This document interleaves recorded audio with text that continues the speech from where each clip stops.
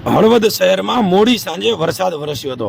વરસાદને લઈને અનેક વિસ્તારોમાં પાણી ભરાવાની સમસ્યાઓ પણ જોવા મળી હતી. સાથે સાથે હળવદ કુંભાર દરવાજા બહાર આવેલ દરગાહ નજીક એકાદ મહિનાથી નગરપાલિકા તંત્ર દ્વારા ગટરનો ખાડો પાડવામાં આવ્યો છે.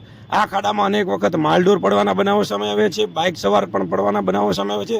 સાથે સાથે આજે મગફળી ભરેલ ટ્રેક્ટરનો ટાયરમાં ખૂંચી જતા મગફળીને મોટા પાયે નુકસાન થવાની પણ ભીતિ હતી. ત્યારે સ્થાનિક રહીશો દ્વારા તાત્કાલિક ધોરણે મદદરૂપ થઈ અન્ય ટ્રેક્ટરમાં તેને ખસેડવાની કામગીરી હાથ ધરવામાં આવી હતી અને સ્થાનિક લોકોની મદદથી આ ટ્રેક્ટરને બહાર કાઢવા માટે પ્રયત્નો કરવામાં આવ્યા હતા અને મહા મહેનત બાદ આ ટ્રેક્ટરને બહાર કાઢવામાં આવ્યું હતું.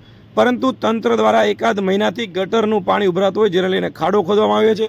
તંત્ર દ્વારા કોઈપણ પ્રકારની કાર્ય કરવામાં ન આવતું હોય તેવું સ્થાનિકો દ્વારા હાલ આક્ષેપો કરવામાં આવે છે અને સ્થાનિકો એવું પણ કહી રહ્યા છે કે અનેક વખત નગરપાલિકા તંત્રમાં રજૂઆત કરવા છતાં પણ હજુ સુધી ખાડાનું બુરાણ કરવામાં આવતું નથી અને વારંવાર તંત્રમાં ફોન કરવા છતાં પણ તંત્રના કોઈ અધિકારી કે તંત્રના જવાબદાર કર્મચારી અમને જવાબ આપતા નથી અને જેને લઈને આજે આ બનાવ બન્યો છે. અને અનેક વખત આમાં ગાય હોય, ભેંસ હોય, સાથે સાથે બાઇક સવાર લોકો પણ રાત્રિના સમયે અને દિવસના સમયે અકસ્માતનો ભોગ બનતા હોય છે.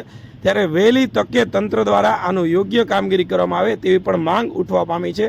હવે જોવાનું એ રહ્યું કે મીડિયાના અહેવાલ બાદ તંત્ર જાગશે કે પછી તંત્ર ઘોર નિંદ્રામાં